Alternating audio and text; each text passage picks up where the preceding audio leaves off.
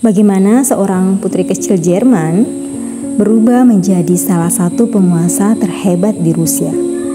Catherine the Great bukan hanya seorang kaisar, ia adalah seorang reformis, pemimpin militer, dan tokoh budaya yang mengubah Rusia untuk selamanya. Inilah kisahnya. Catherine lahir pada 2 Mei 1729 di Stettin, Jerman. Namanya saat itu adalah Sophia Augusta Frederica, seorang putri dari keluarga bangsawan kecil. Ayahnya adalah seorang perwira militer, sementara ibunya penuh dengan ambisi. Sejak kecil, Sophia sudah dididik untuk menjadi wanita bangsawan yang cerdas. Ia belajar bahasa Prancis, filsafat, dan seni keterampilan yang membantunya di masa depan.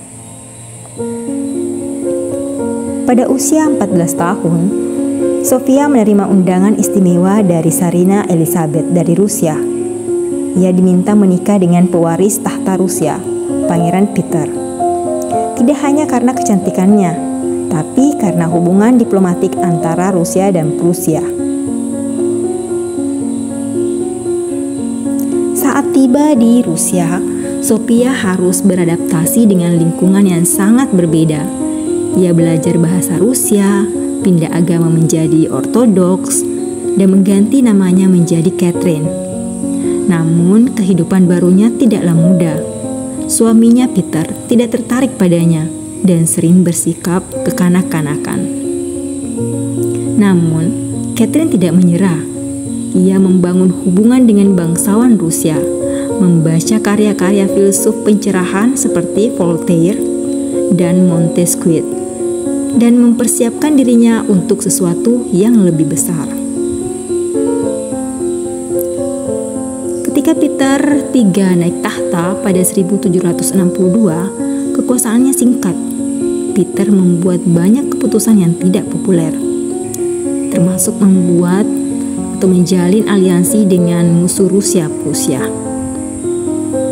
Catherine melihat ini sebagai kesempatan. Dengan dukungan militer dan bangsawan, Catherine memimpin kudeta untuk merebut tahta.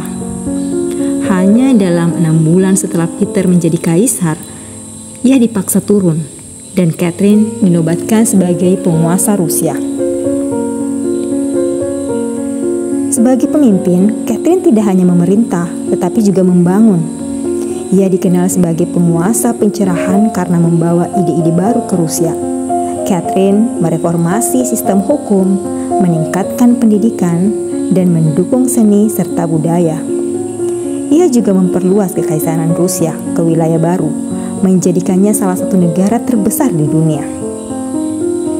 Catherine sering berkorespondensi dengan para pemikir besar di Eropa seperti Voltaire dan Diderot. Ia ingin Rusia menjadi bagian dari dunia modern dan mencerminkan nilai-nilai pencerahan. Tentu saja, pemerintahan Catherine tidak selalu mulus. Salah satu tantangan terbesar adalah pemberontakan Fugasev, di mana seorang petani mengklaim dirinya sebagai Peter III yang masih hidup dan memimpin pemberontakan besar. Catherine berhasil mengalahkan pemberontakan ini, tetapi konflik ini menunjukkan kesenjangan antara bangsawan dan rakyat biasa. Di sisi lain, Catherine berhasil memperluas wilayah Rusia dengan memenangkan perang melawan Kesultanan Ottoman dan membagi Polandia bersama Austria dan Prusia. Ini menjadikan Rusia salah satu kekuatan besar di Eropa. Kehidupan pribadi Catherine juga menjadi bahan pembicaraan.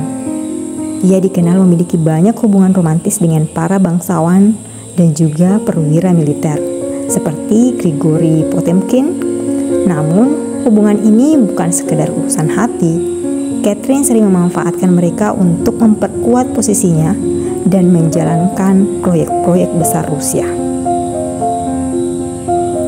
Catherine memerintah selama 34 tahun, menjadikannya salah satu pemimpin terlama dalam sejarah Rusia. Ia meninggal pada tahun 1796, tetapi warisannya tetap hidup. Di bawah pemerintahannya, Rusia menjadi pusat budaya, politik, dan militer di Eropa. Banyak kebijakan dan institusi yang didirikannya bertahan hingga berabad-abad kemudian. Catherine the Great adalah bukti bahwa seorang pemimpin hebat bisa datang dari tempat yang tak terduga. Dari seorang putri Jerman kecil, ia berubah menjadi simbol kekuatan, kecerdasan, dan ambisi. Kisahnya mengajarkan kita untuk selalu berjuang melampaui batasan kita. Jadi, bagaimana menurut Anda? Apakah Catherine pantas disebut sebagai yang agung?